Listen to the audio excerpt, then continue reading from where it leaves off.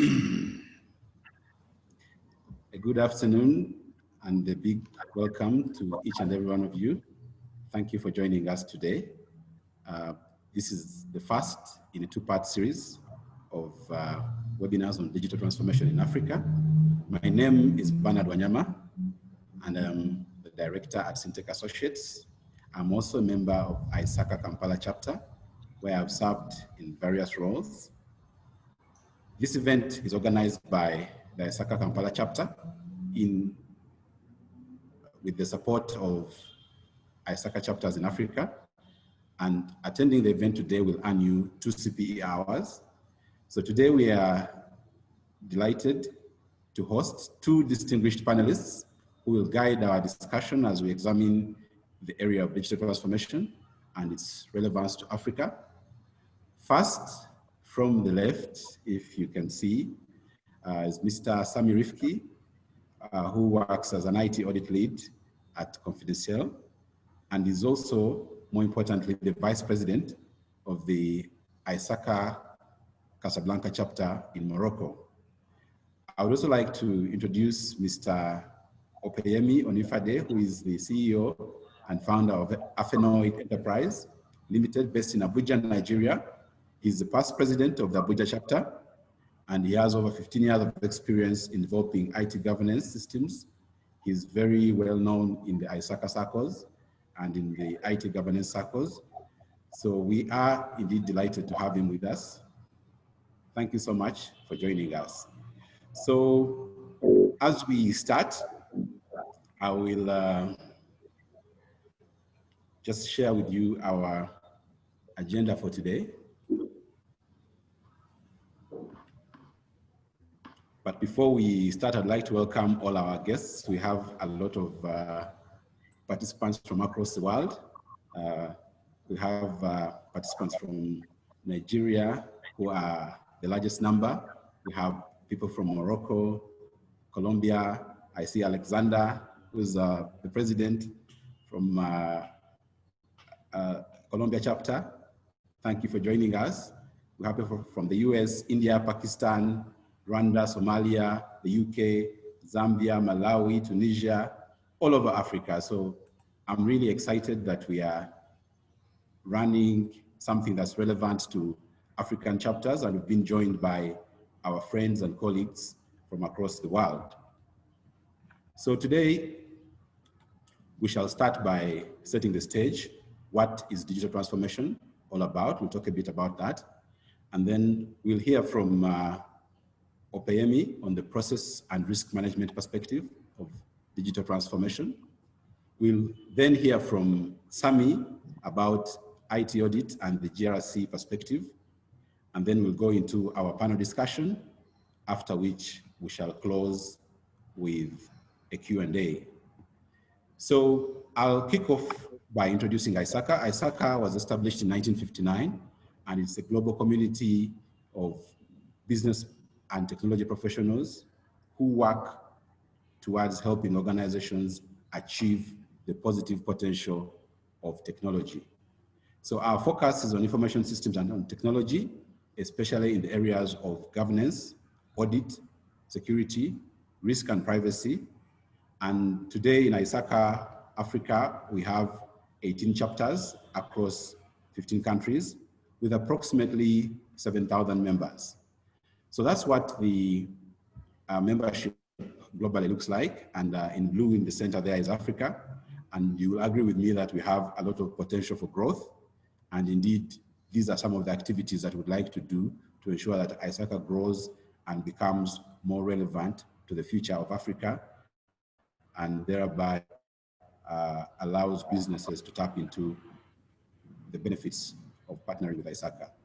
So ISACA as an organization offers training and certifications across the different or the common areas like CISA, CISM, CIRISC, CIGITE, and the newly introduced CDPSE, which focuses on privacy. We also have research and thought leadership through articles and publications. There is a great and huge opportunity for career growth and networking for members. And we also do have opportunities for members to volunteer. The panelists we have here today are very experienced in volunteering for ISACA. They have served the community and built up the community through giving of their time, skills, and leadership. And indeed, volunteering is what makes ISACA a great place to be. So let's start by putting Africa in the frame. First of all, Africa is not a country. Many people refer to and think of Africa as one huge place with the same kind of characteristics. Africa is unique and diverse. There's so much about Africa. There's desert, there's mountain, there's forest, there is savanna, there is all sorts of environments and all sorts of races. We have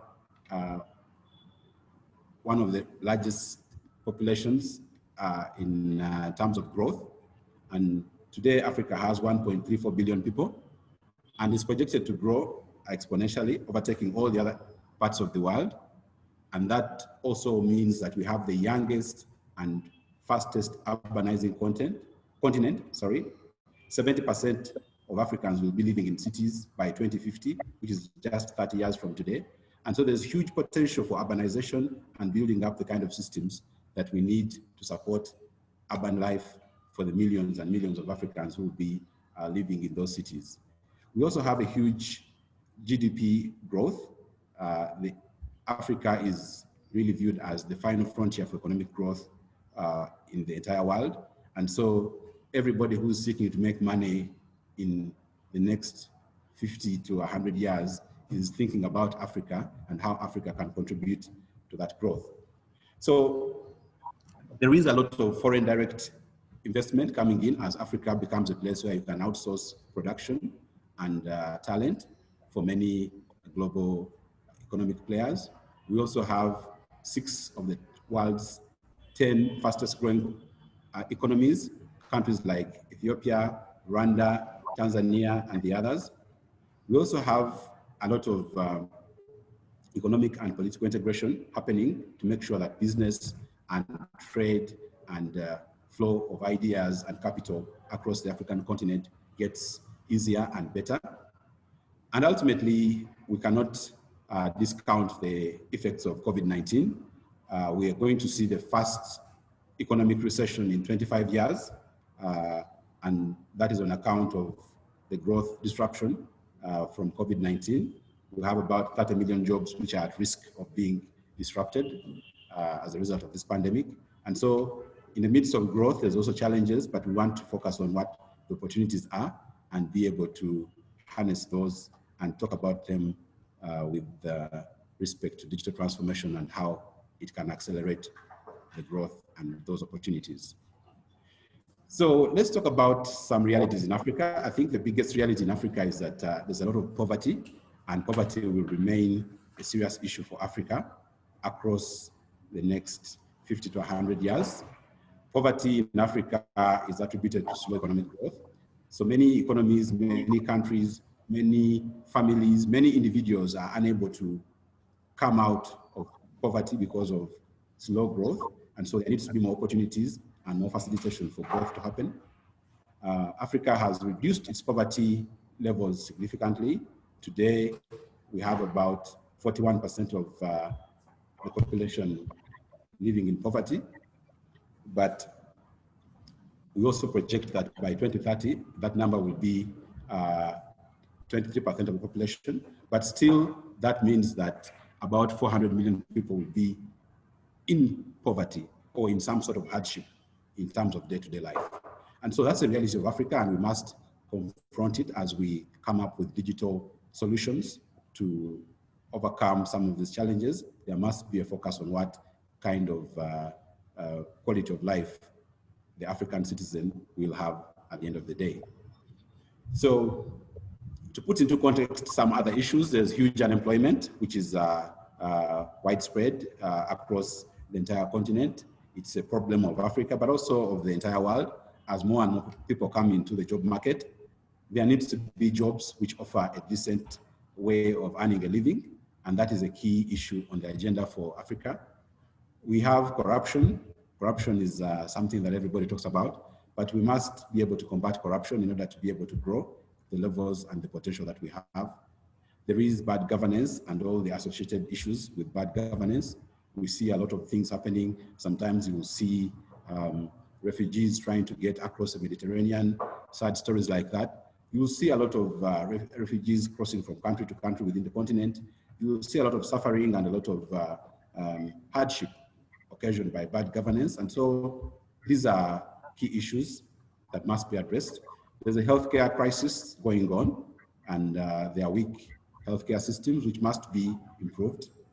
And there are also poor or irrelevant education systems that must be reformed to ensure that Africa is able to get into the digital economy and be driven by digital products and services. And last but not least, I would like to mention poor infrastructure, which I must say is getting better by the day. There are so many dams, there are so many optic fiber cables, there's so many data centers, there's so many schools, universities, and all sorts of infrastructure investments coming up, and that represents a bright future for the continent. So let's now look at the digital economy and what it means for Africa. In the words of John Chambers, who was the Cisco Systems CEO for nearly 20 years, he says, there are two equalizers in life, the internet and education. Of course, he, as a network giant CEO, believed strongly in the potential of the internet. And we're seeing that the internet is opening up opportunities for a lot of people to benefit, to work, to get entertained, to study, and to be a part of the global economy.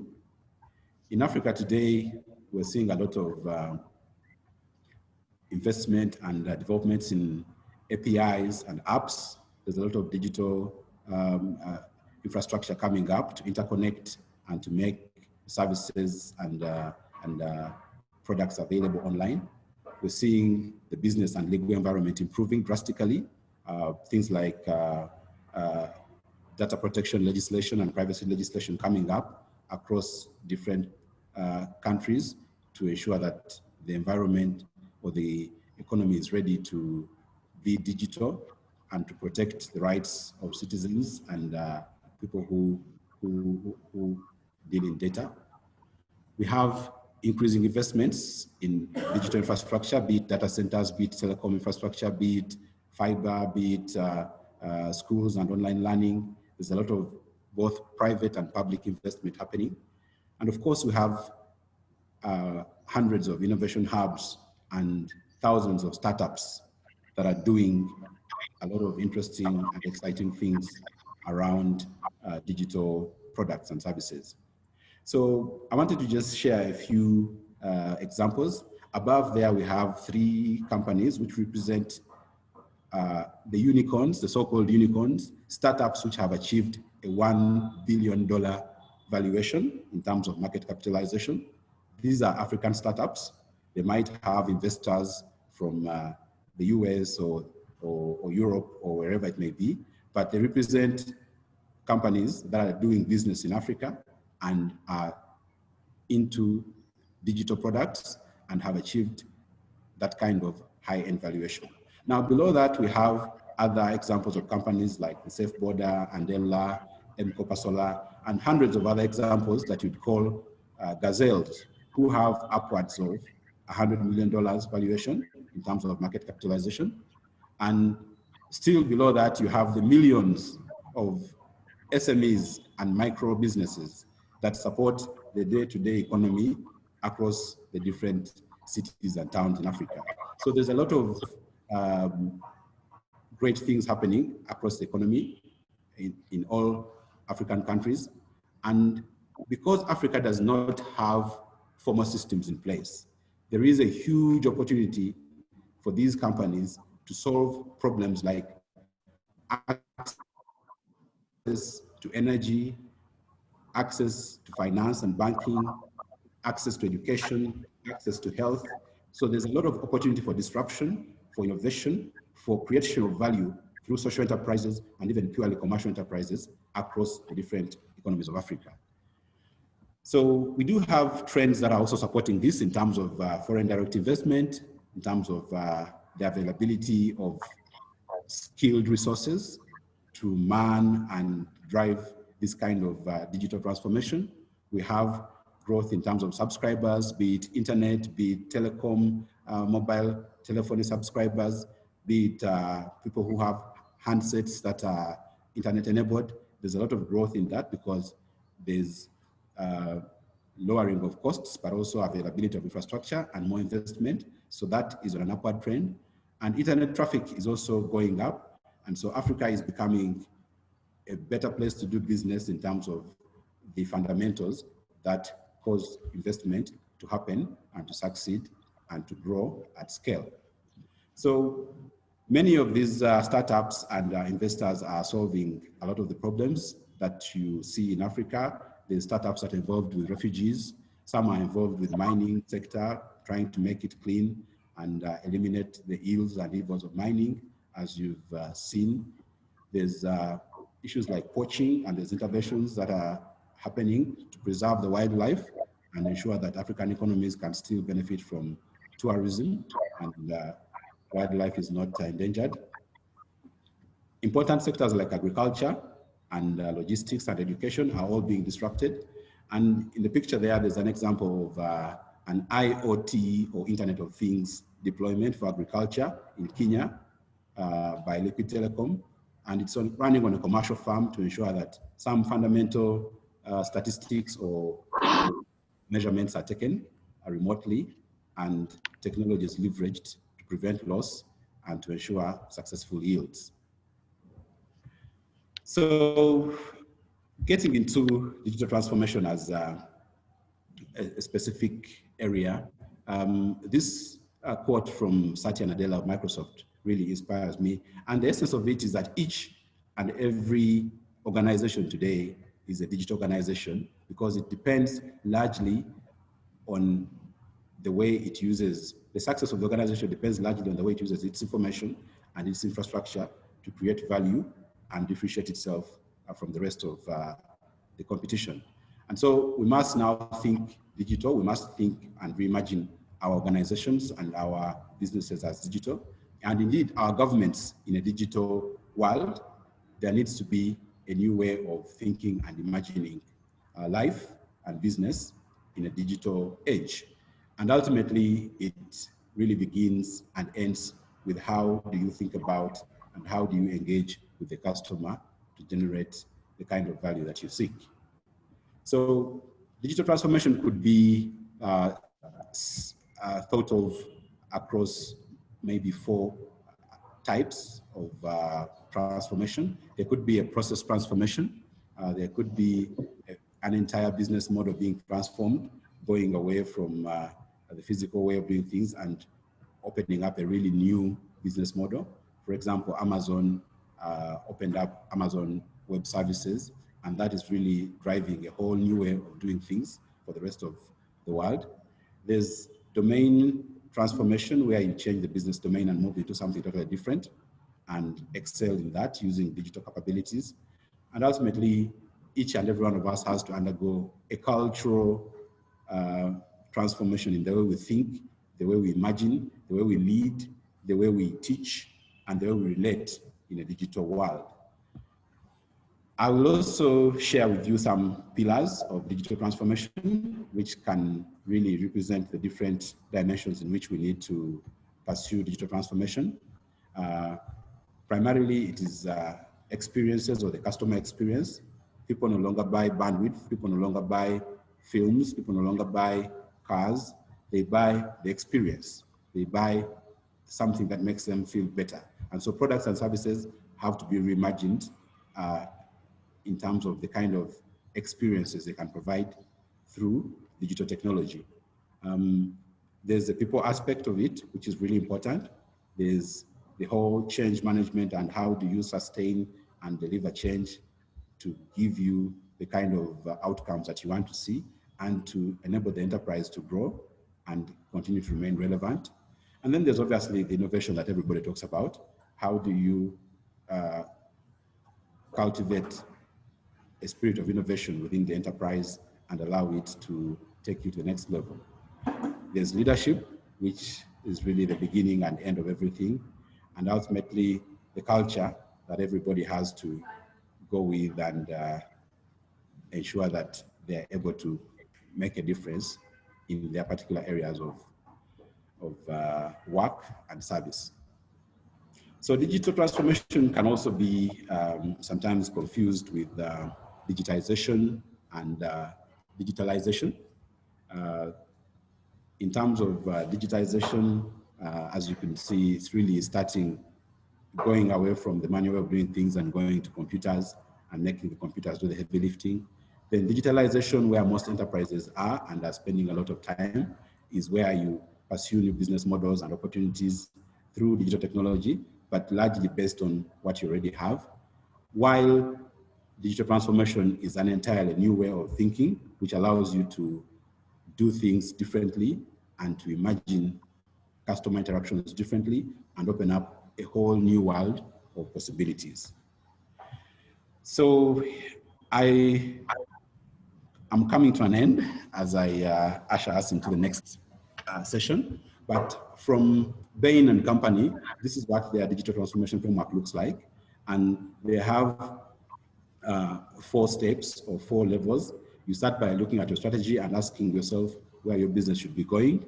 And then you look at your business model and see how it's going to be transformed to meet customer needs. You assess your enablers to see what kind of assets you have in terms of data, in terms of technology, operating model, and any other intellectual property that you may have that can transform or accelerate your journey towards your outcomes. And at the end of the day, there must be a framework for orchestration, for managing the change, managing the benefits, managing the projects and the different areas of disruption or transformation that you're looking at, to ensure that at the end of the day, the benefits that have been promised are achieved. If digital transformation is done correctly, you have the caterpillar to butterfly scenario. You get a butterfly, which is a beautiful thing. But if it's done not so well, ultimately you might end up with a really fast caterpillar. Those are the words of George Westerman, who is a professor in digital transformation at MIT. And it's really a caution to many of us who are pursuing digital transformation to review and be careful what kind of transformation we are looking at. So at the end of the day, it's not about technology, it's about the leadership, and it's a continuous process. Ultimately, being digital is not exactly the same as creating value from digital.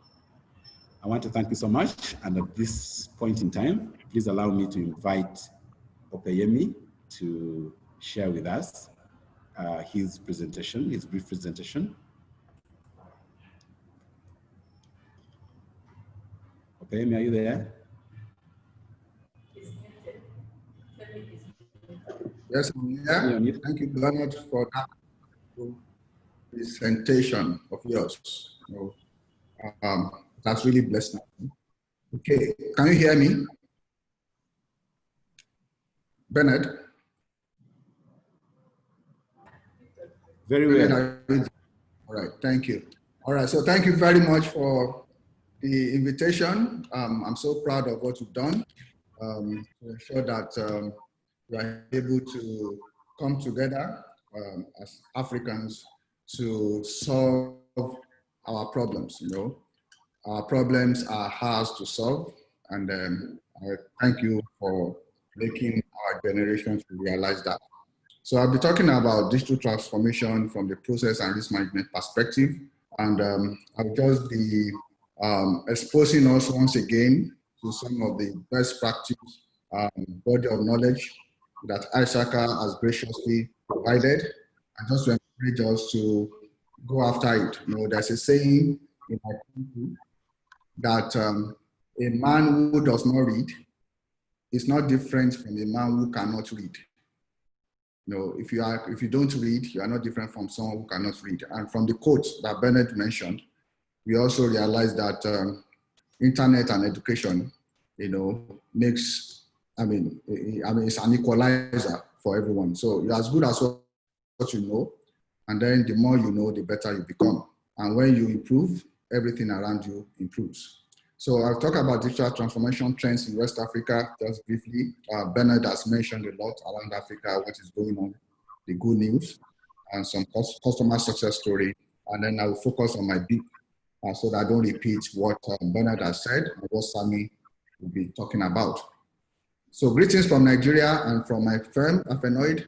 And for some of you who are joining from outside Africa, I know a number of you may not have visited Nigeria, except through the movies. Well, these 5 things you do not know about Nigeria.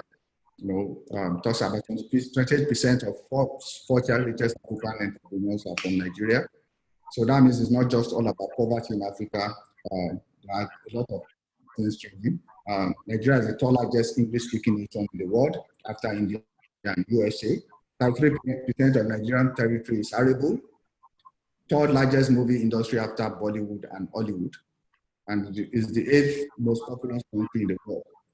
Okay, maybe I need to also add that 22% of Isuka chapters in Africa is in Nigeria. So we have 4 chapters of Isuka in Nigeria, and I'm honored to be one of the past president of one of the chapters.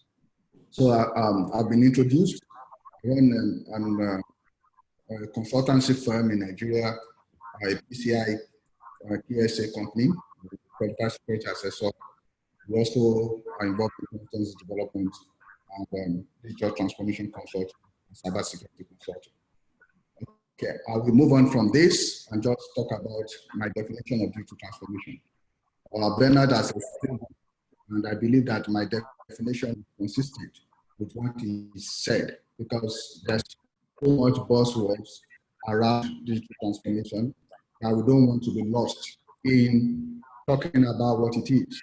So for me, digital transformation is a systematic and disciplined implementation of a strategic roadmap that leverages information and technology to reinvent business and operating models of an enterprise in order to ensure its sustainability and competitiveness. So for me, that is what digital transformation is. I mean, we don't have the time to unpack this, but like Bernard mentioned, you don't want to just have a fast caterpillar, you want to have a butterfly. So digital transformation is about transformation. It's about a new way of looking at things. It's about a new mindset. This quote says, Edison's electric light did not just come about from continuous improvement of candles. So, there's nothing you can do with candles to turn into electric bulb. There's a serious transformation that happened. And if you look at this picture again, talking about transformation. Transformation is about change. You see the caterpillar there talking about to a butterfly that you have changed. And the butterfly says, we are supposed to. And so you cannot embrace transformation, including digital transformation, while you resist change. And that is why transformation is not just about technology, it is about change and enablement as well. So beyond the buzzwords and jargons, digital transformation end goal is organizational sustainability and strategic positioning, not just mere process automation and digitization, which Bernard alluded to in that framework that he shared. So strategic realization of new means of capturing and harvesting value through digital capabilities is what we are talking about. So when we say poverty is a problem in Africa, then we must look at digital transformation as a means of solving that problem. It's not just about acquiring new toys. It's not just about a new digital device or a new technology initiative, but creating a winning business model for the future. It's not just about adopting digital tools for strategic advantage, because a fool with a tool is still a fool. So we need to understand that in the light of digital transformation, even as COVID is a framework from Isuka, information and technology have become crucial in the support, sustainability, and growth of enterprises. So digital transformation is an economic imperative. It's not just about technology. It's about social, economic well-being of our people. So in West Africa, where I operate from, Bernard mentioned it, So we're very proud to say that InterSwitch reached the unicorn status. Visa acquired, Visa is an American company, acquired a minority, that the keyword there is minority equity stake in the firm. And now the firm, which was started some few years ago, less than 20 years ago, is now being valued at $1 billion. So it's not just about poverty happening, a lot of value creation is going on. Nigerian fintechs are branching out from payments into lending, micro investment, wealth management, peer-to-peer transfers, and insurance. And the Economist Intelligence Unit has a report on that, which you can look into. So as a PCI QSA, I've seen this. I've seen a number of new business models coming in. The Central Bank of Nigeria and even the Central Bank of Ghana, the Bank of Ghana, both countries and West Africa, like Ghana said, Africa is not just one country. The past laws regulations promote digital payments and allow more actors to enter the space. The number of fintech companies in Africa grew at an annual rate of 24% between 2009 and 2019, fueled mostly by Nigeria, Kenya, and South Africa. Fintech revenues are forecast to grow from $153 million in 2017 to $543 million by 2022, driven by expanding payment services, e-commerce market, and rising smartphone penetration. In Nigeria, according to the regulators, we have 100 million unique subscribers, to mobile phone services. So that is one of the factors driving digital transformation in Africa. Now, in terms of regulation, the CBN, Nigerian Central Bank, has also provided guidelines for payment service banks for the provision of mobile money type services. Mobile promotes digital inclusion. And then from AFDB report, African Development Bank report, talking about West African region, it says that the West Africa performs well in fixed line phone subscriptions and number of internet users compared to other African regions. Now, my topic is on processes and risk management of digital transformation. We know that even though you must change to improve, right? In order to improve, you have to change, but not all leads to improvement. You cannot improve without changing. You cannot improve without change, but you can change without improving. So how do you ensure that your improvement change? That is the risk, the transformation. What are the exposures that we need to manage? So therefore, there must be governance and management system in place for digital transformation if you are going to get it right. So IT governance basically is about ensuring that we are able to get delivery from digital transformation, the value that is required, and mitigate business risks that result from digital transformation. So the entire COVID 2019, which is the primary framework from ISA, is all about that. It's about realization, value delivery, and risk optimization. So the main outcomes from a successful adoption of this framework applied to digital transformation efforts will be benefit realization. Anything that had cost without adding benefits becomes a waste.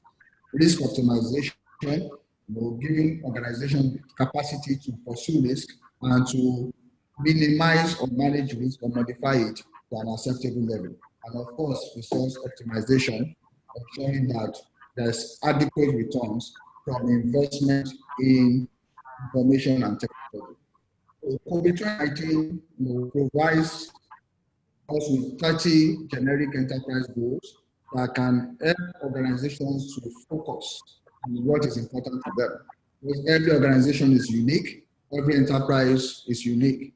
It talks about 13 alignment goals to ensure that what your pursuit in information and technology actually aligns with your organizational priorities. It has 40 governance and management objectives. 5 of them speak to governance, 35 of them speak to management practices. We have 231 practices, 1,201 activities. So talking about guidelines, best practices that you to be able to drive your digital transformation efforts. It talks about governance system design factors, 11 factors to consider while you are customizing all these frameworks. Governance system components, there are 7 of them. You know, it's not just about processes. You also need to look at culture, structure, infrastructure, competencies, behavior, information flows, work items, and so on. So those governance system components are also there. And there are 4 core publications that are available for free to all ISACA members. And if you are not a member of ISACA, the first 2 are also available for free download. Introduction and Methodology, Governance and Management Objectives, Design Guide, and Implementation Guide. We also have focus areas which are specialized publications to address certain issues around issues like information security, agile development, DevOps. Please, you may want to mute yourself. If you are not presenting, please mute. Or Bernard, please mute those who are interfering. All right, and you also have 19 risk scenarios, you know, which talks about the risk categories you need to address and some pain points that may come up around I&T issues and what you can do about it. So, but in tackling digital transformation, there are 4 fundamental questions, that are age-long questions that need to be asked. The first question is a strategic question. Are we doing the right things? Okay, there's nothing as useless as doing efficiently what needs not to be done at all. Are we doing the right things? Are we doing them the right way? Are we getting them done well? And are we getting the benefits? So these questions, the strategic question, the architecture question, the value question, and the delivery question can be answered, you know, through this COVID 2019 framework, which is a tool, you know, for the processes and the risk requirements that you may have. So for are we doing the right things to set your vision and the direction, you can answer the question from enterprise goals, alignment goals, the governance objectives, the management objectives, the 11 design factors, and the future design factors, you know, which are provided in the 4 publications. You know, I talked about the useful publications in the right-hand corner of my slide. The good practices and execution for are we doing them the right way? The architecture questions, you can use the governance practices, 231 of them, 1,202 activities, guidance for governance. So you have governance domain, you have strategic objectives in the APO, you have tactical objectives, operational objectives, and also assurance objectives, you know, for the functions across the organization. The value question, you have metrics, you know, sample metrics for enterprise goals, for alignment goals, for the practices under the objectives. You have governance component metrics to support governance and management objectives also there. So you can use that for capability assessment, for maturity assessment, you know, to determine the level of performance and conformance. And for delivery question, are we getting them done well? You have the capability and maturity model integration, the COVID performance model. You have prescriptive guidance for capability level ratings for the practice activities. So these are some of the guidance that we have. And in just as an example, so that you can begin to look into these materials, if you look at COVID, you know, one of the enterprise goals is manage digital transformation programs. And if you look at the cascading, there's something called cascading. It's a table in the appendix, which helps you to look at what you need to prioritize in terms of processes and objectives, and the other components that support the process, or that support the objective rather. So you have alignment goals. There are 3 alignment goals that are prioritized. You realize benefit from I&T enabled investment and services portfolio. So digital transformation is about value delivery. And to do this, you need certain objectives that you need to put in place. You know, EDM 01 is governance framework. There must be a governance framework in place. You must have an objectives, some objectives and components around benefit delivery, around management framework for I&T, portfolio management, program management, organizational change management. Because at the end of the day, people are impacted, and you must have a way of managing that change, of enabling that change, and project management. These are capabilities that must be in place. And these capabilities can also be audited in terms of their capability and capability levels and maturity. We also have another alarming goal, enabling and supporting business processes by integrating applications and technology. So you have to look at digital transformation strategy. APO02 provides you with steps on digital transformation strategy, enterprise architecture, organizational changes, security services. You know, cyber security is very important. Information security is very important when we talk about digital transformation, because it's not just about the controls, but the business enabler that they are. And then delivering programs on time, on budget, and meeting requirements and quality standards. You know, opportunity of a lifetime must be seized within the lifetime of that opportunity. You know, there's so much going on. Digital transformation means there's transformations, an ongoing transformation, and you must be very agile in delivering the value. So ensuring resource optimization, managing budget and cost, quality management, program management, management of requirement definition, management of solutions identification and build, organizational change management, and project management. So you can see these are some of the objectives that COVID provides. So there are components of a governance system.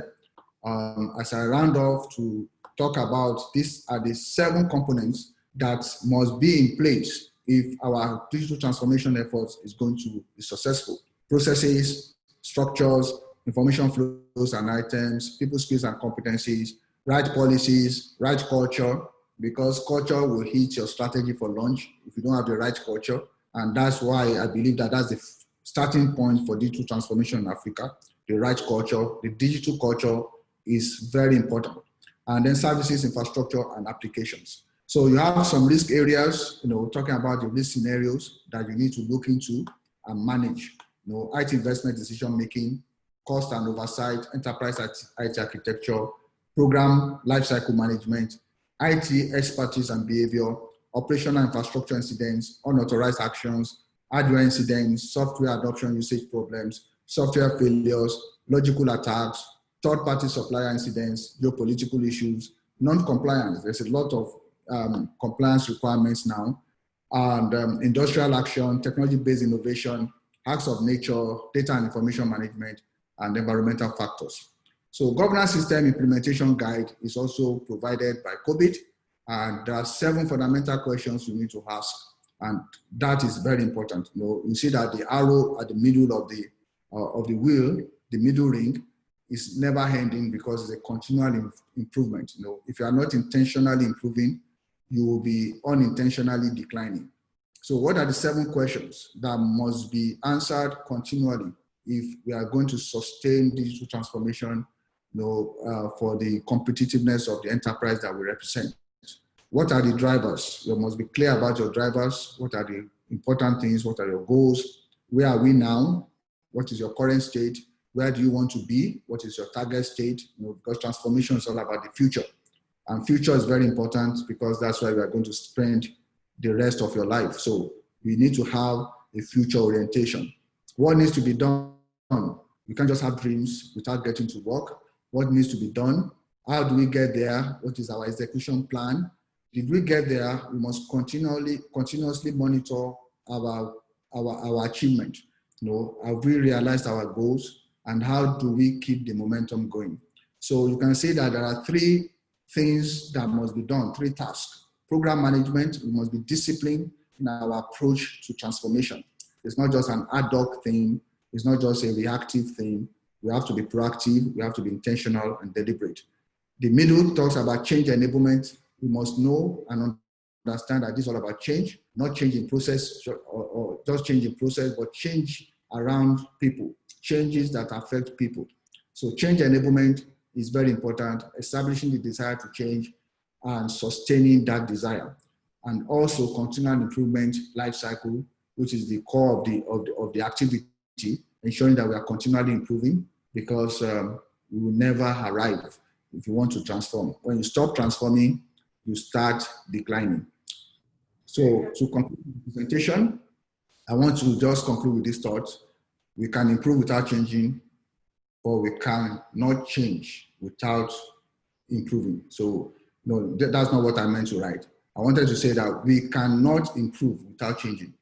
We can change without improving, but we cannot improve without changing. So thank you very much, Bernard, for having me. And over to you.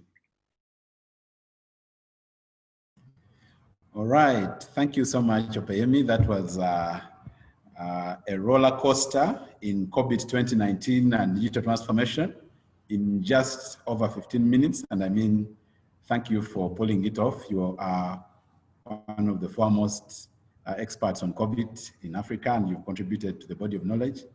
And we really appreciate you coming to share this with us in such a forum. Thank you so much. Without wasting time, I'd like to invite Sami. Sami, could you please take us through your perspective from IT, audit, and a JRC point of view? Okay.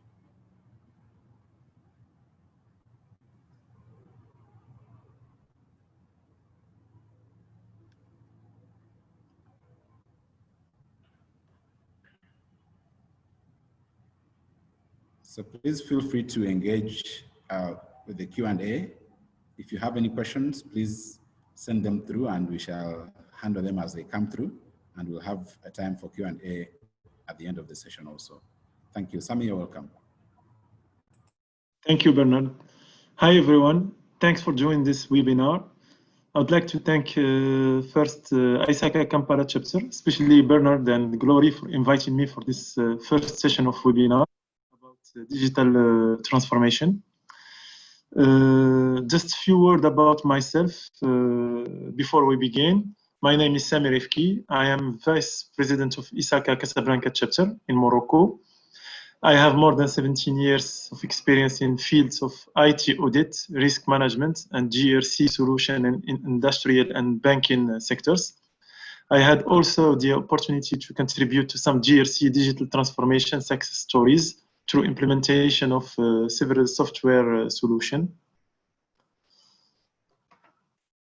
I will start my presentation with a brief introduction about digital transformation trends in Morocco. So first, we will talk about internet penetration in Africa. As you see, African countries have a need for widespread access to connectivity, to get more people online, to teach more digital skills, and to support more tech enterprises. So the world average of internet penetration is 58.8%. In Africa, it's around 39.3%. Internet is considered as a key element of digital transformation.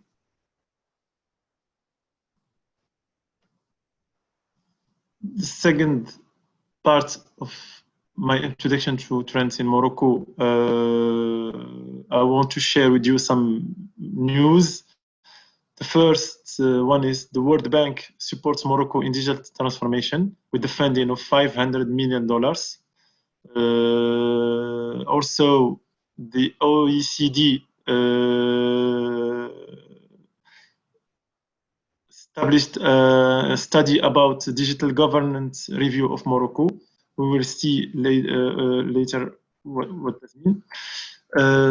Digital transformation perspective in Morocco, we have three main perspectives. First is to enhance the quality of public services and having e-government or digital administration. The second perspective is about sustaining and developing the competitiveness and productivity of the Moroccan company. And the output is to have a competitive economy. And the third pillar is reducing social inequalities with, to have an inclusive society. As you know, digital literacy and skills, we need to develop local digital economies, bridge the digital knowledge, and divide the divide and better prepare the workforce.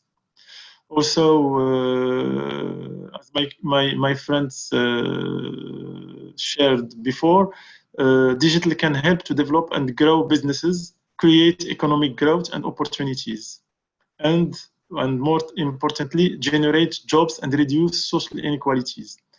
if you want to talk about the rapid growth of M-Pesa, which is for me the most successful mobile phone-based financial service in developing world, because it brought financial inclusion to many countries, starting in Kenya.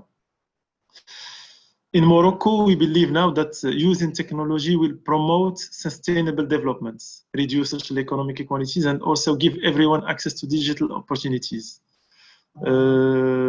Having more digital transformation in our country should increase accountability, transparency, and also governance.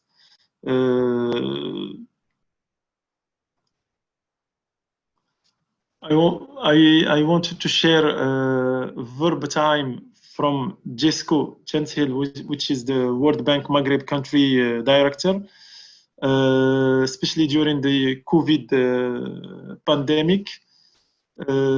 He said that during this crisis, Morocco's digital transition accelerated rapidly, showing the country's capacity for greater scale-up.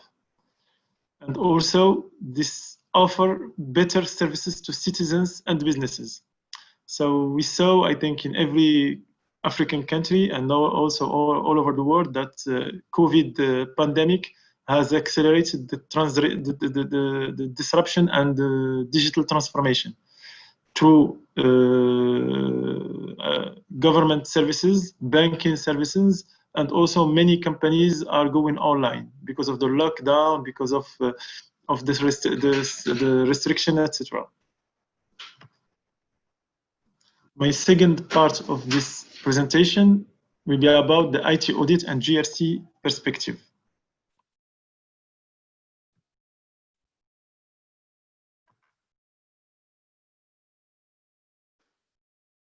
So the challenges of IT audit and GRC today are, for me, 5 challenges.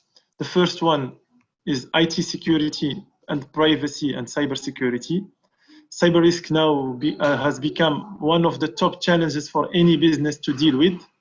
A single cybersecurity incident can significantly disrupt operation and bring regulatory and legal actions also, and damage an organization's reputation and the confidence of its customer. The second challenge is data management and governance. Today, more and more organizations have great aspiration about leveraging technologies, including RPA, which is robotic process automation, artificial intelligence, machine learning, deep learning, and in the case of internal audit and IT audit, continuous auditing and also continuous monitoring.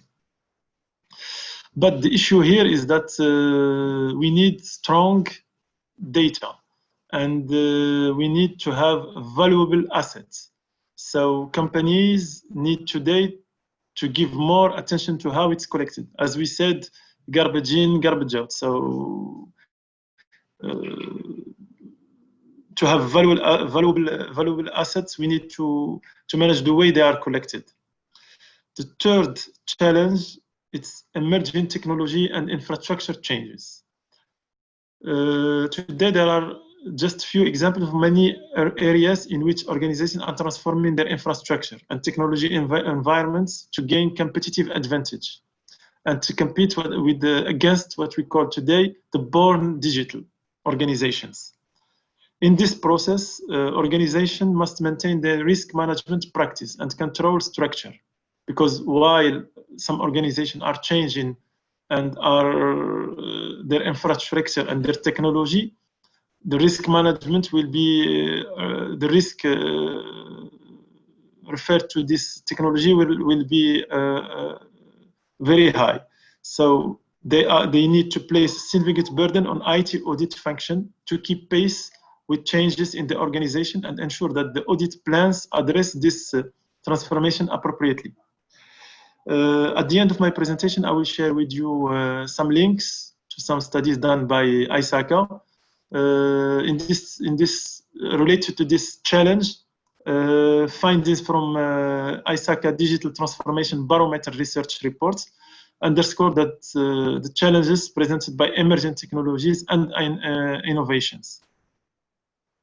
The fourth pillar or the fourth challenge is resource staffing skills. We are talking about people. Having the right skills and talent is an imperative both for IT audit and for IT perspective.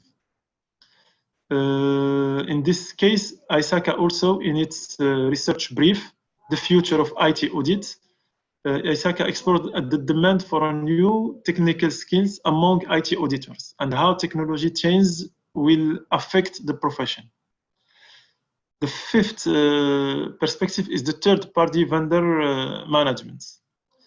As you know, as today, many companies, as part of their business and digital transformation activities, they are shifting more and more of data and services to the cloud and to the third party to be managed. While doing so, the risk or profile in these companies is affected significantly. So IT auditors and professionals need to be aware that vendor risk capabilities must be governed in context of increasingly difficult threat environments. We will move now to the model of framework for GRC. So governance, GRC stands for governance, risk management, and compliance. They are the core subjects of GRC, as you see on the scheme below.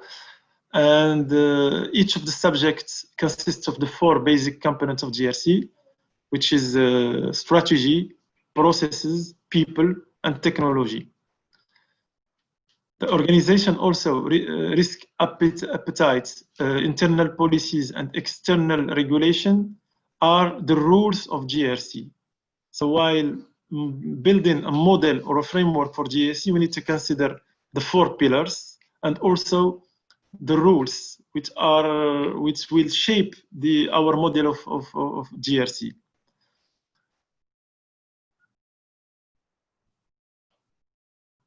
By achieving this approach, organization will attain their objectives of GRC, which are ethical, correct behavior, and improved efficiency and effectiveness of any of the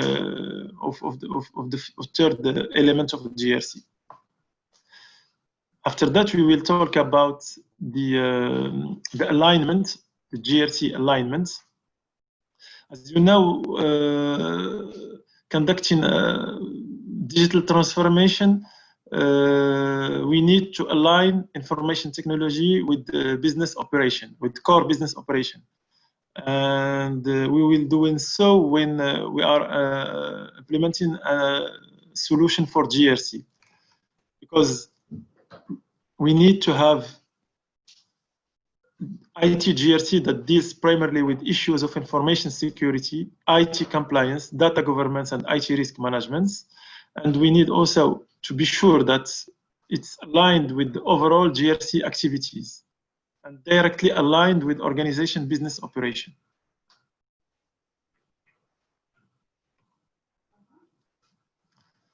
Everyone asked about how can I choose or implement the right solution, the right GRC solution. Honestly, there is no solution that fits all the needs of any company. It depends on the structure, on the regulation, the business regulations, also on the existing solutions.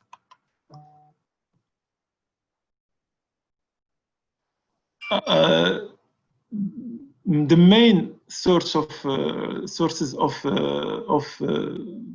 that highlights the GRC solution on the market are the Gartner Magic Quadrants and the Forrester Wave for GRC, for governance, risk, and compliance platforms. And they state for the challengers, leaders, visionaries, and niche players.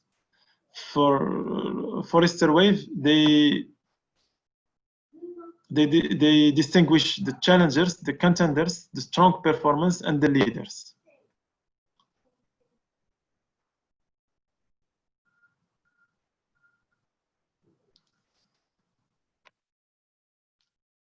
After that, we will talk about some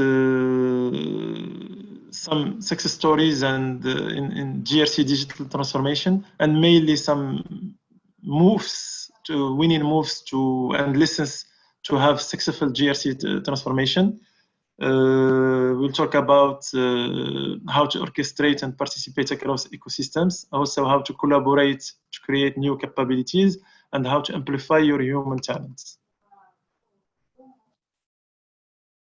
So the first winning move is to properly manage your relationship across the different ecosystem in which you operate. So orchestration is about making links between service providers, platform providers like cloud or data centers, managers, etc., and solution architects or solution providers to create a system of network effects, meaning in each company we have many different solutions. We can go from spreadsheets to integrated platform.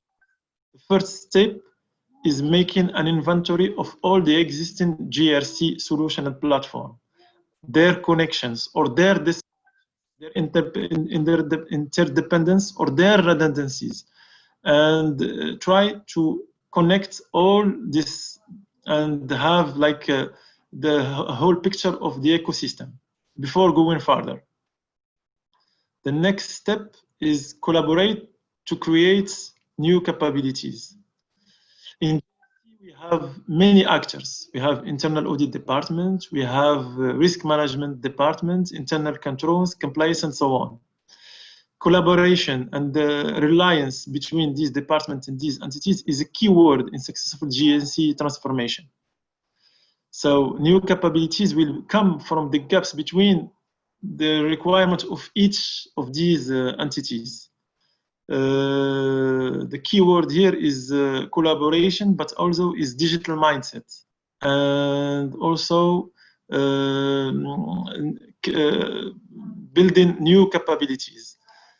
So adopting a digital mindset here is very, very important. We don't have to look how to implement the same internal control spreadsheet, for example, that we are using several years ago into a new system. We need to look the way we are performing internal controls tasks according to our organization culture, our environment, and to the board, and also the regulatory requirements, and build, configure a system in accordance with these requirements.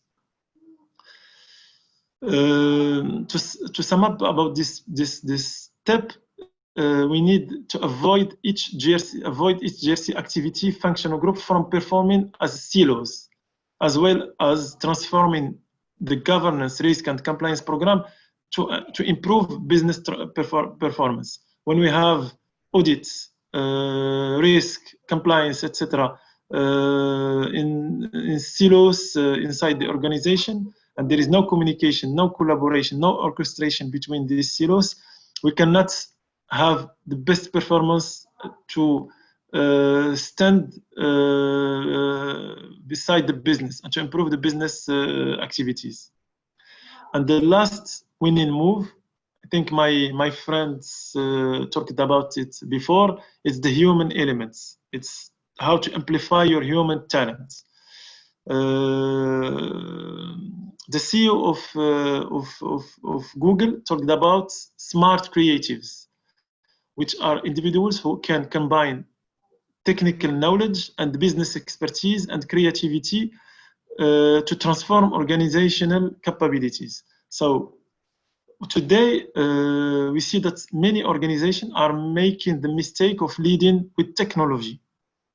They believe that if they introduce the right technology, it will bring the right, they will bring the right competitive edge. But often the results are quite disappointing. So in my takeaways about many projects is that any company need to change its culture, not just the technology, but also the mindset.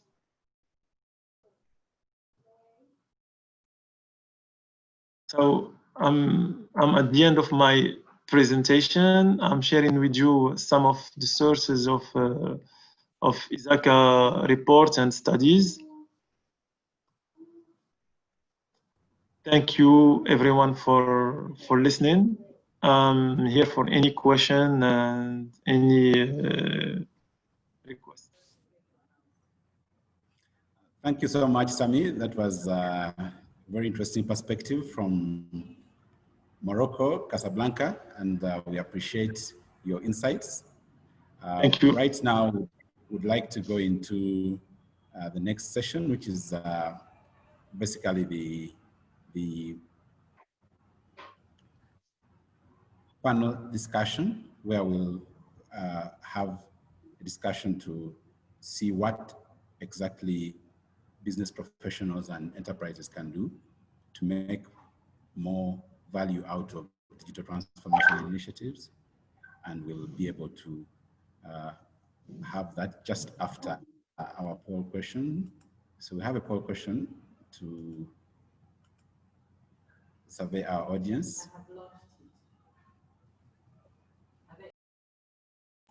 Please vote, tell us what your view is. What comes to mind when you hear the term digital transformation? What's the most immediate thought that comes to you? And what do you relate digital transformation to as somebody in the industry? So please vote. So far, 22% have voted. We'll give it another 30 seconds before we close and move into the next session. I would also encourage you to put your questions in the Q&A. We shall answer them as we go along, and we shall bring some of them forward to talk about them at length.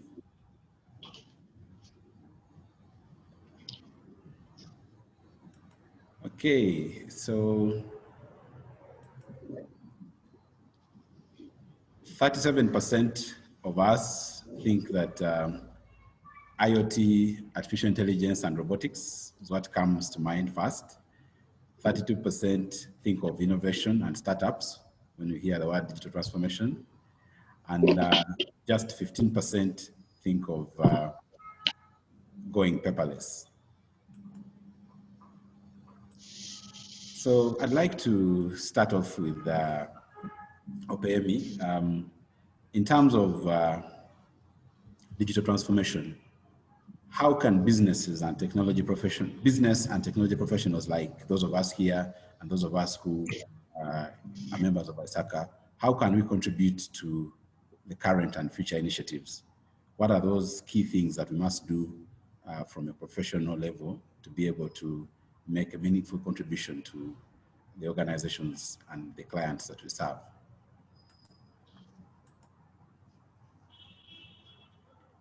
All right, so thank you very much for that question. What I would say is that to contribute, you must be willing to change. Because until you change yourself, you can't change the organization. The change must begin with you. The transformation must begin with you. And by that, I mean, you need to become value-oriented. You must have a value mindset. You need to understand that digital transformation is really about economic transformation. It's about value creation. It's not just about tools. No, we should not forget that the tools, the technology, the application, the software, the emerging technologies, they are means to an end. And we must not lose sight of that end. So when you have that value orientation, then you can make contribution. That would be my short answer to that question. It's a long question, but that would be my short answer to it. Yeah. Unless you want the long version of the answer. I think that's sufficient. Thank you. I'd like to hear from Sami what he thinks on the other side from his perspective. Yes, I think that organizational change and cultural change is a huge key in digital transformation, because as I said and as you said before, the key element in transformation is human. So even we have the technology, because every company can buy the technology, but to have the skills to implement the technology and to sustain it, and also have the mindset, because this is a huge subject. We can talk about digitalized organization or being digitalized, and also we are, as I said, competing with the born digital companies, with the born digital mindset. So the legacy companies need like to have a huge shift in their mindset, in their way of thinking to implement digitalization. It's not about making like the spreadsheet, etc., that we have today in a new whole system. This is not about digital transformation. This is about buying a new IT systems. But digital transformation included processes, people, organization, and strategy. And we need, the big word here is alignment. We need to have a huge alignment between these elements to come up with the successful project of digital transformation. Thank you, Sami and Opeyemi. Now bringing it down to the level of people and the people, the human resource.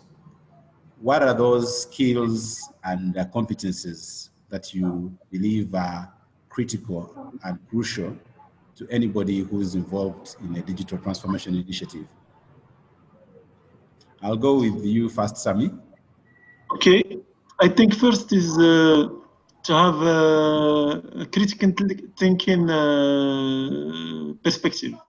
And also, ISACA today developed many certifications that can help people,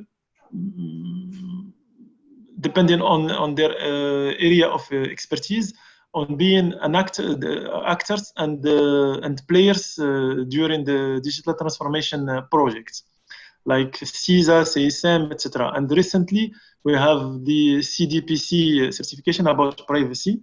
And we know that many companies, while striving to have their digital transformation, they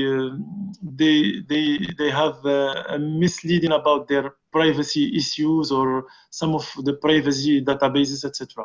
So this kind of skills today are very, very required. Why? Because we have many regulatory points, and also we need to be compliant with a lot of jurisdictions. I think also that today we are living in a hugely connected world. So ISACA as an association are closely connected to universities, to students, etc. And also as chapter leaders, we need to make this connection between university and students and the association very concrete. So the programs for engineers, etc., we need to have a word about this, like if the programs are aligned with the best practice, like COVID 2019, like the other well-known frameworks. So the students, when they graduated, they will have the best of the market, of the technology, and of the knowledge to become quickly operational and to drive and to be actors in the digital transformation. All right, thank you for that. I'd like to now move to Opeyemi, and maybe specifically, can you speak to the ISACA certifications and how they support those who seek to gain more knowledge and more expertise in digital transformation, those who need more resources? You showed us quite a number of resources. Could you speak more specifically to especially COVID 2019 and how that supports a professional who is into digital transformation? Okay, so thank you very much. because digital transformation is about ensuring that your business survives the times, and that you have the capacity to change, the capacity to improve. My number one recommendation would be IT, certified in of enterprise information and technology.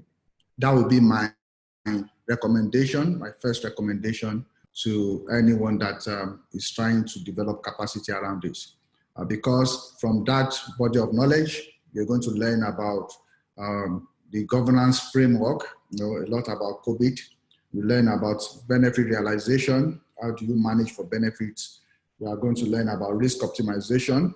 How do you ensure that you have the risk capacity that is necessary to pursue the digital transformation objectives? We are going to learn about resource optimization. How do you choose the right services, infrastructure, and application? Because digital transformation is not just about having good tools or having good services, good infrastructure, or good applications. It's about having the right services, having the right infrastructure, having the right applications, and using them together with other resources to create value for the stakeholders. So CGEIT will be my number one recommendation for those who have to make digital transformation and decisions for the organization. Thank you, thank you. I'd like to, as we move on, I'd like to recognize the presence of Matt Loeb. Matt was the ISACA International CEO from 2014 to 2018, and he had a great vision for Africa. And I believe a lot of the success we're seeing today, the foundation was laid. He was responsible for laying a lot of that foundation, and we're excited that he's still interested and is still connecting with us through such events. Matt, you're welcome. If you are able, we shall have you say a word to us at closer to the end of the session. So right now, I'd like to move on to another topic. How can businesses align their technology governance to accelerate digital transformation? Sami, you've been talking about the alignment. How do we get it done from an internal audit and risk management perspective? How do you see us getting that alignment done?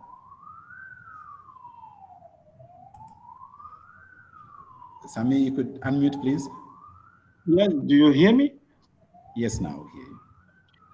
I said that the alignment is it's a word that comes from strategy first. When we talk about alignment, we talk about the company's strategy and how it's aligned with the vision of the board, with the vision of the stakeholders and the shareholders also, and how it can be put into execution to get the business done. In the word of JRC, alignment also is a key word. Why? Because we cannot have a JRC and digital transformation through JRC without being aligned with first core business operations, and also with the IT businesses, IT information and technology entity.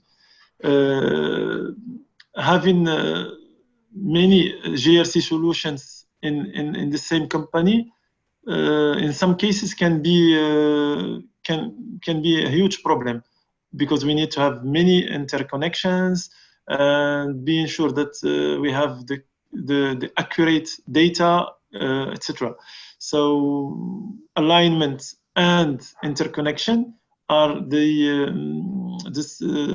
successful keys of having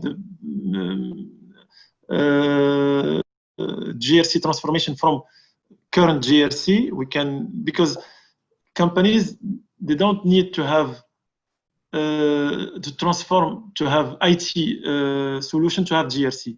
We can have JRC without IT solutions, but moving to a digital transformation in JRC area need more than having IT and IT solution and the IT platforms. It needs to be aligned with the IT, the core IT system, with the core IT business, and bring the performance and enhance the efficiency of JRC activities to give inputs for decision making to the board and to the CEO and the top management staff.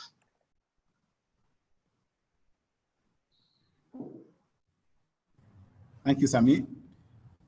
I'm being reminded that we have a poll question before we need to answer a poll question. Okay. Just before we go to Payemi.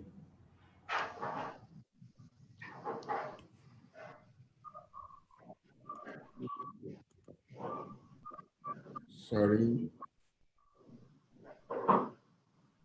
Right. The question is, where do you think your organization is in the process of digital transformation? We'd like our audience to tell us where you and your organization are in terms of the process of digital transformation. Sorry, I didn't get your question. I think I'm frozen. Opeyemi, we are doing a poll question. Repeat your question. Sorry, not yet. I'm coming to you next. Yeah. We are doing a poll question now.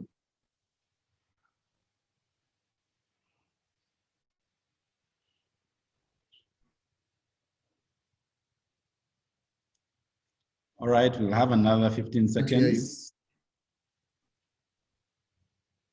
Okay. Bennett, I didn't get your question. I'm sure if my network was stable. Yes, it's all right. We're doing a poll question now. And then I'll come back to you. Okay, thank you. So where do you think your organization is in the process of digital transformation? 47% of our participants have a program in place. 24%, on the other hand, are taking an ad hoc approach. They are transforming one bit at a time. 16% are planning to introduce a program in the next 12 months. And 14%, which is 8 people, say they are thinking about it. Thank you so much for that feedback. It helps us have an informed view of what's going on in the different organizations where you belong. Now, Opeyemi, I'd like to pose this to you. Many organizations are torn between how to deliver the actual leadership to this digital transformation agenda. Some are putting it at the CIO. Some people think it's important to have a chief digital officer. Some are calling it chief innovation. The role is chief innovation. What works in your experience? What works, and what is the approach to determining where this role should lie? Okay, I think we've lost Opeyemi. Sami, would you like to speak to this?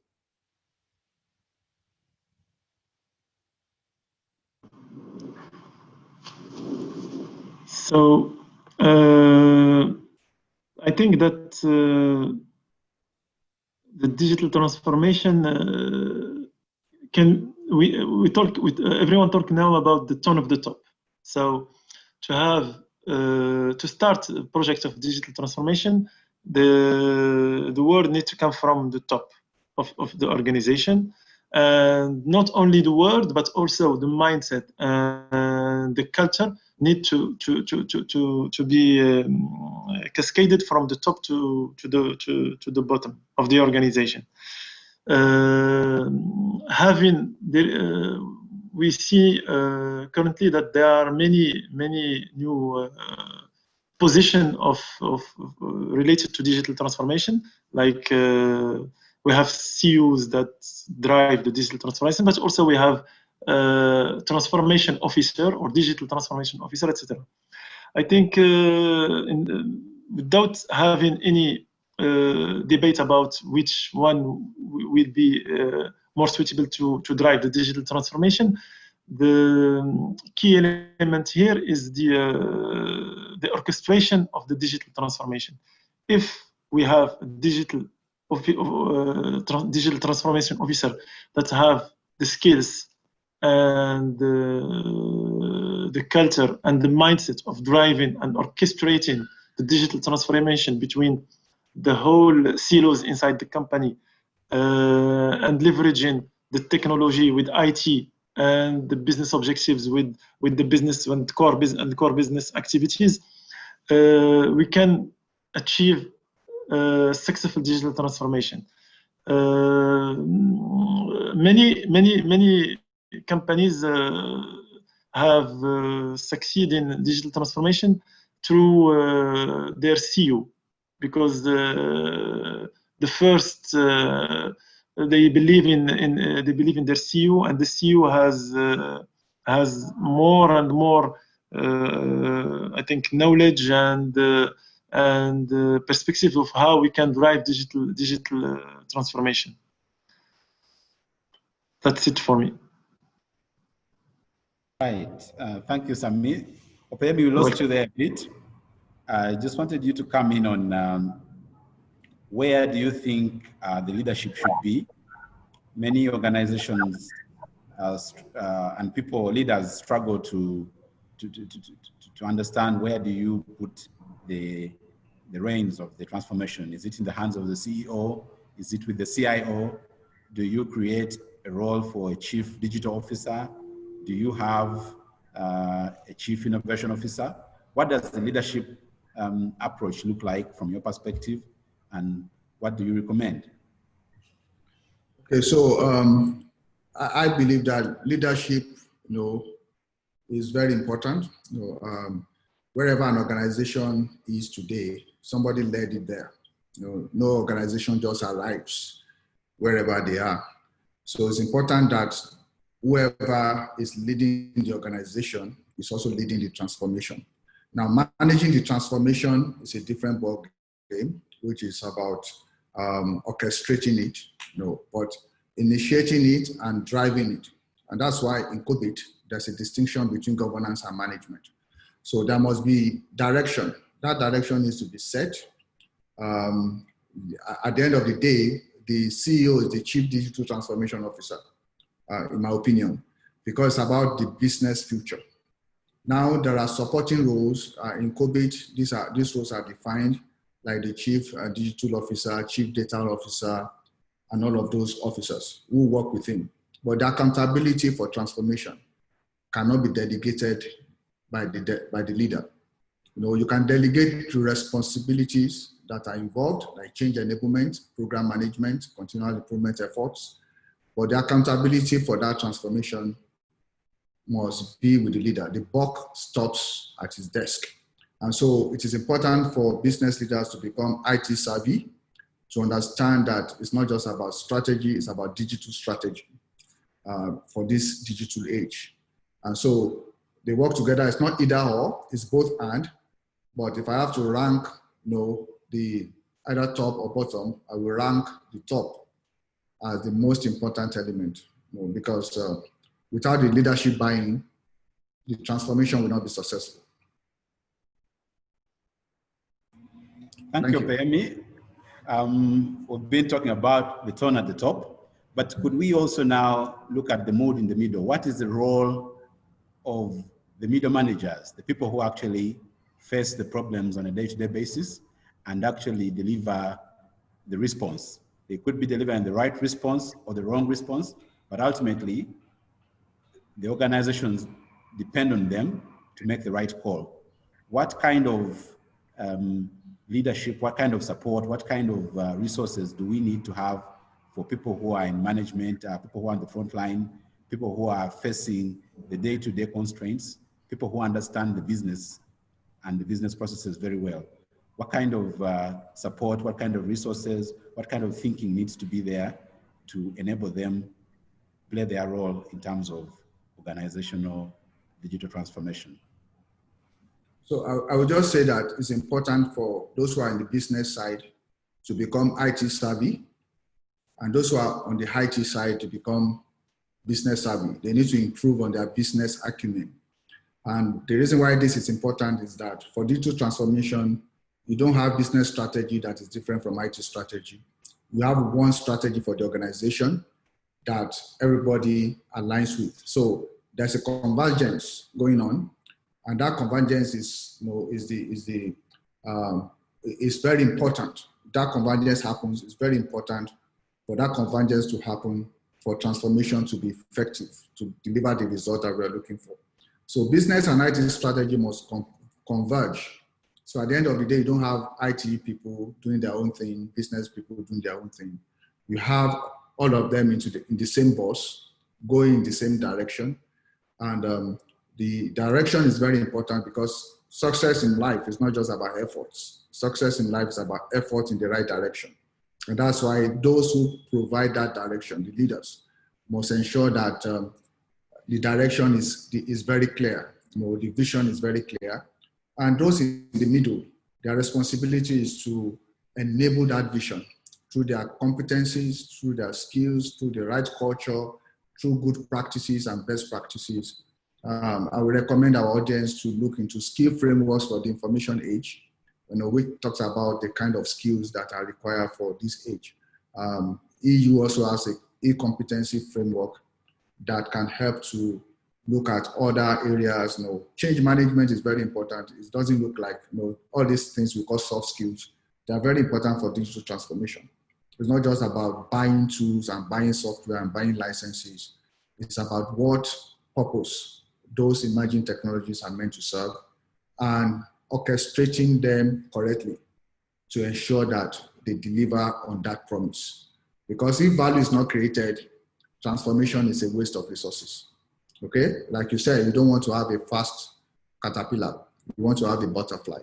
So that is what I think about the relationship between the middle management, top management, and the lower management.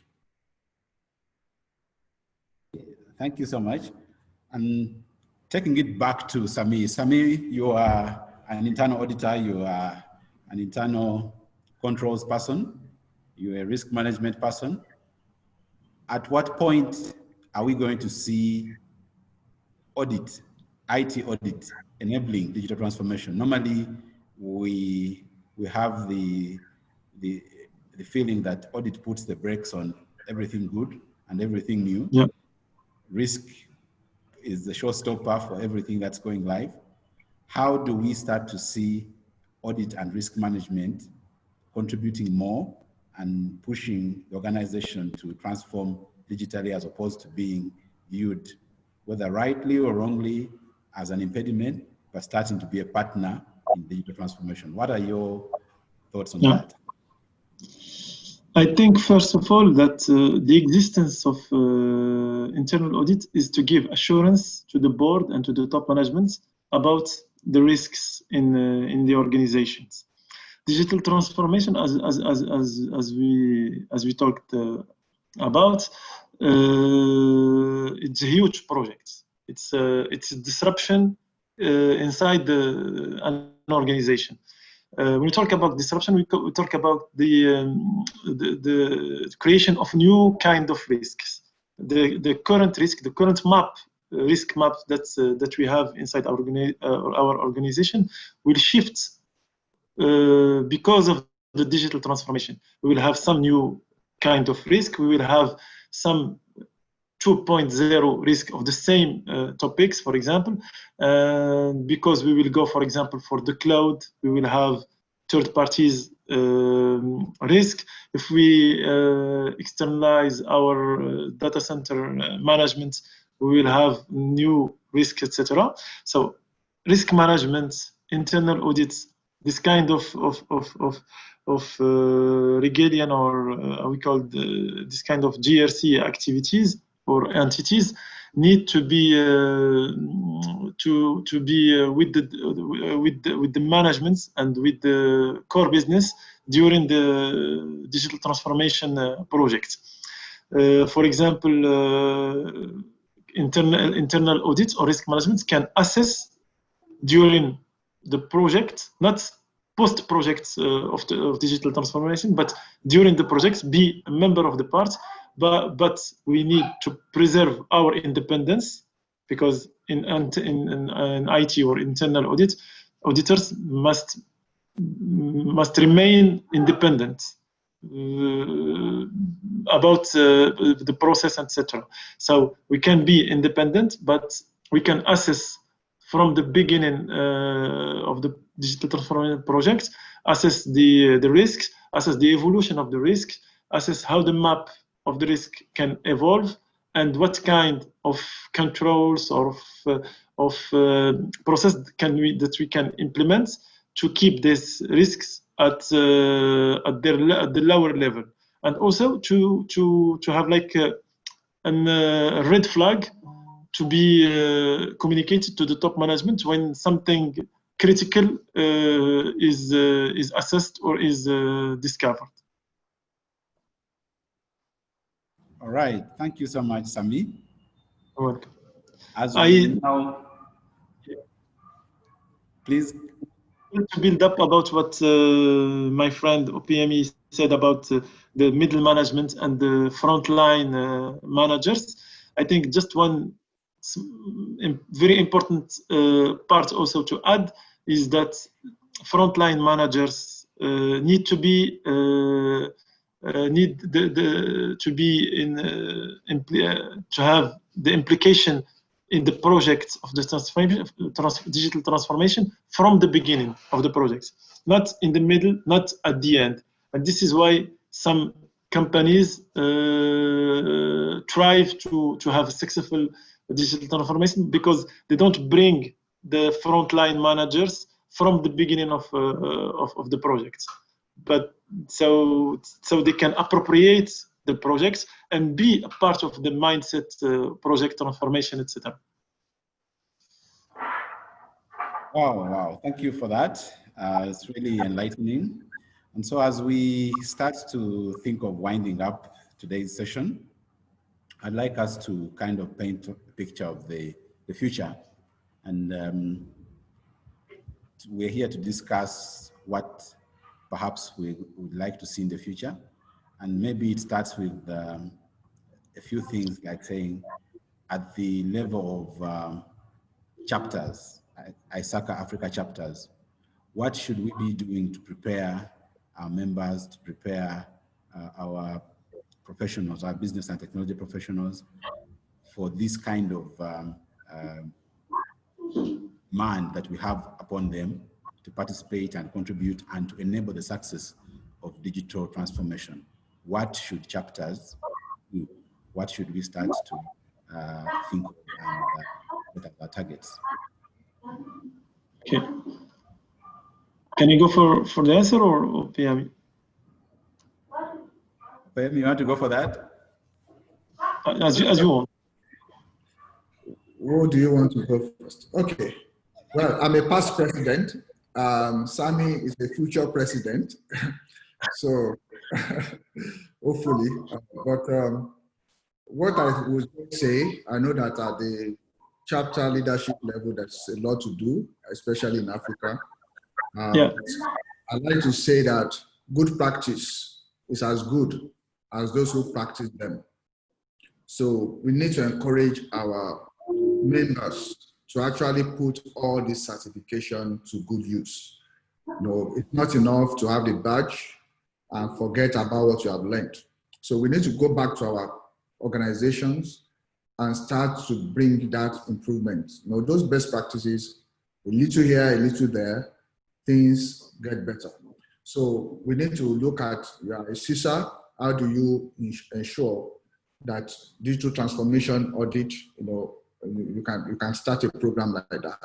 You are a C-risk, you know, what are the risks around digital transformation, CGIT, CDP, and all of that. So I would say practice, practice, practice. Let this body of knowledge, you know, and then let us also use it more. There are so many ISACA members that I see, they are not even aware of what COVID is all about. You know, they don't know what, they don't read the ISACA journals. So, but you can't be better than what you study. You know, if you don't read, if you can't improve. So I just want to encourage all professionals here to invest more knowledge and then in the application of that knowledge. Thank you.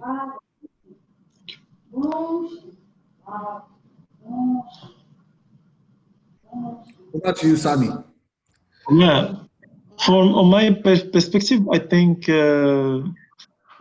we have a huge role to play in our local chapters to drive and to support organizations and also government to have successful digital transformation. As you said, OPME, we have to put in practice the certification that ISACA provide for everyone, like CSAS, CERISC, etc. And also the frameworks, especially I'm thinking about COVID-19, 2019, but also awareness and training activities like the webinar we have today. It's a good way to share with people, with our local chapters and also with African or continental entities, our perspective of digital transformation, the issues, the winning moves, etc., and the lessons learned about how we can drive digital transformation. I think also I'm talking about the Moroccan perspective in ISACA Casablanca chapter. We need to start to put in action more and more studies in our local economy, like surveys, like reports, etc., done by ISACA local chapters and supported by organizations, sponsored by consultants, etc.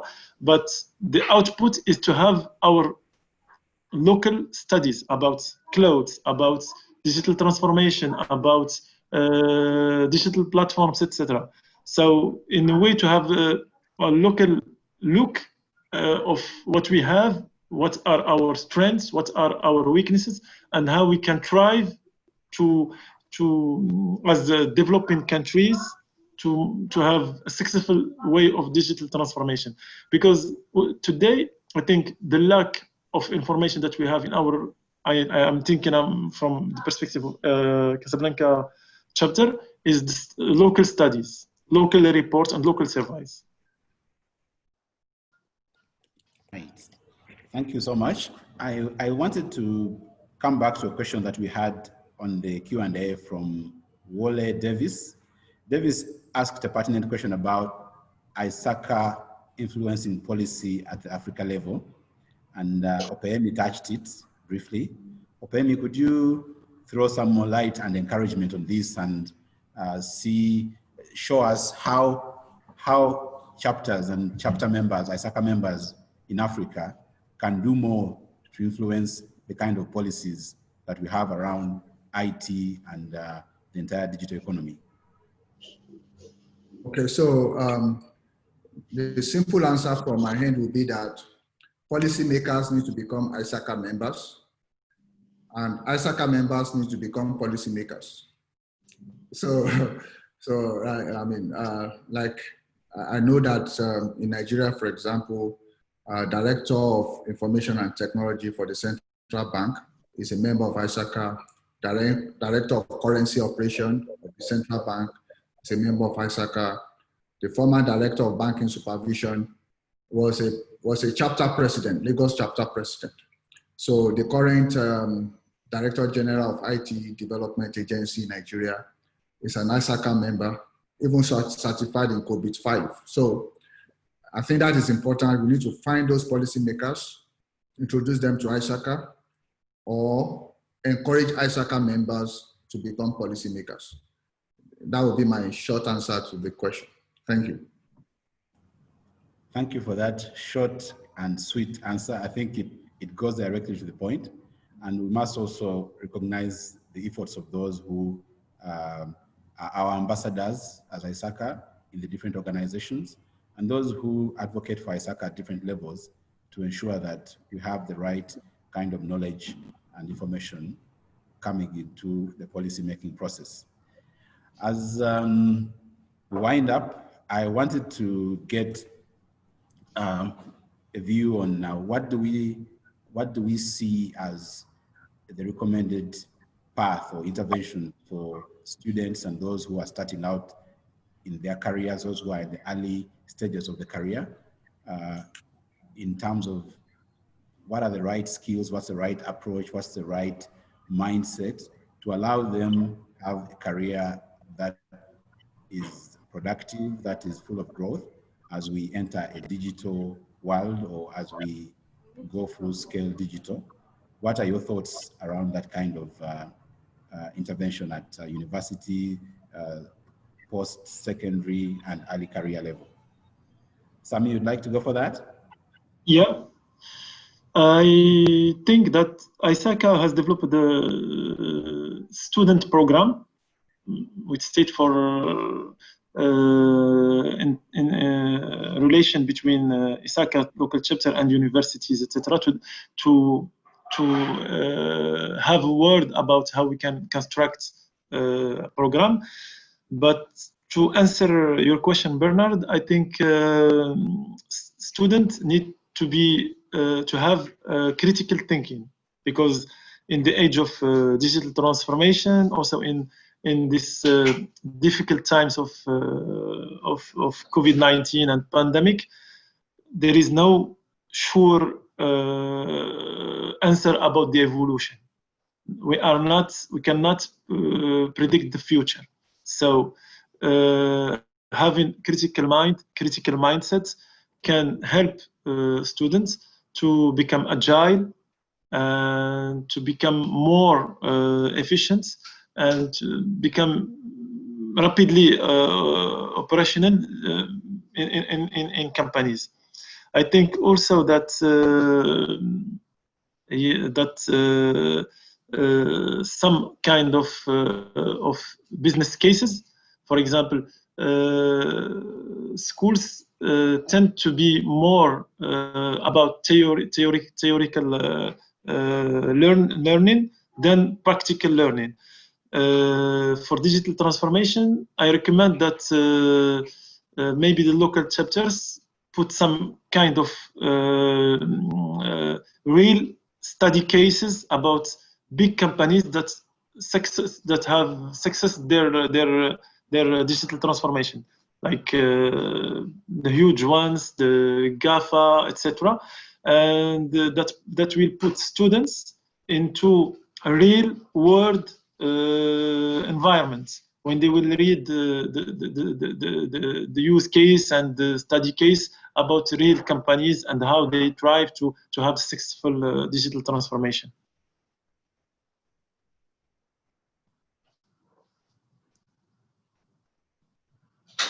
Bernard, we don't hear you. Sorry.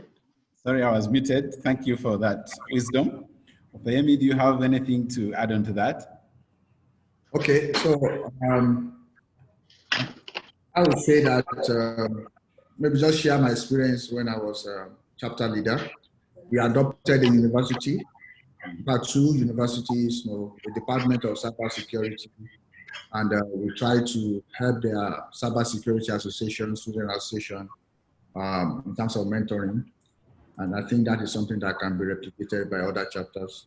We also had a book donation exercise to another university in Abuja, where we donated ISACA journals and some other materials. So it's all about knowledge. It's a knowledge economy. Whatever we can do to help the students to gain knowledge and experience will help our digital transformation initiatives in our community. Thank you. All right. Thank you so much. I think we are now coming to the end. I'd like us to have one final poll question before we say goodbye.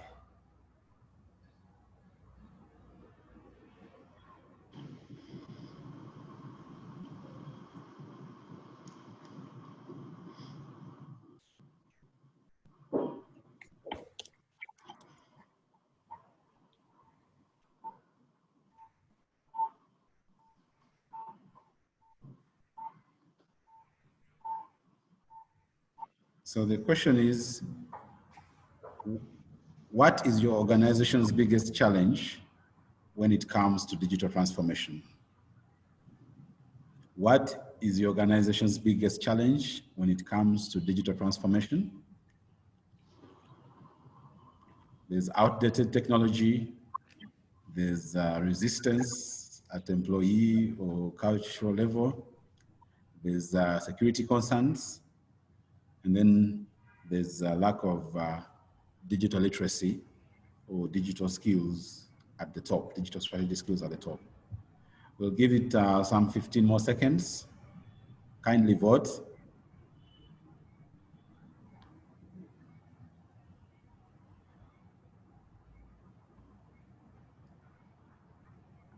All right.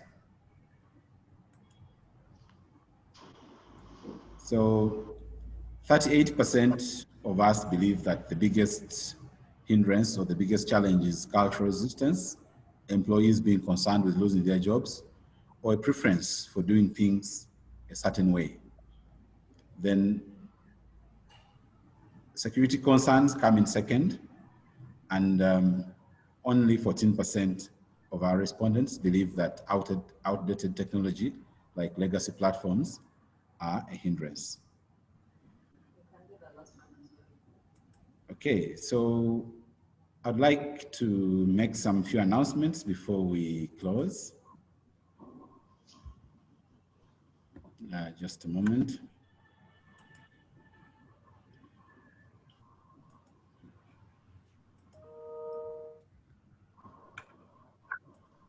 So we have a couple of upcoming events as ISACA. Different chapters have their annual conferences. Next month, we have Abuja chapter will hold its annual conference from 8th to 10th September. And then Kampala chapter will have its annual conference in October 15th. We also have the annual Global Community Day, where ISACA gives back to the community through different innovative ways. And that will be on 3rd October. So I encourage everyone to get ready and participate. I think we shall be doing a social distanced approach, and that will help us to contribute while staying safe. I also have to encourage each and every one of us who can join or who would like to join to make that step and join the nearest chapter to you.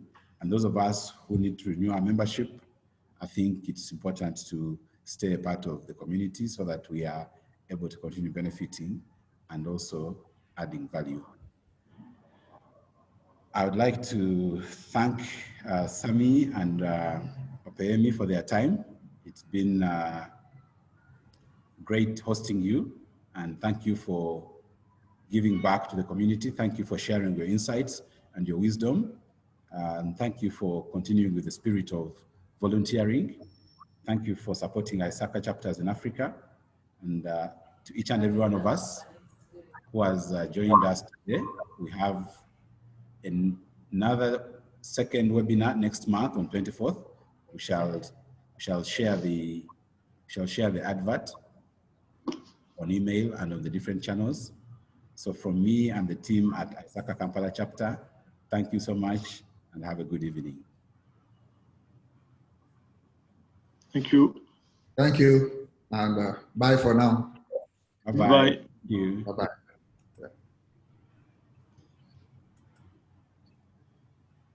Thank you, Bernard.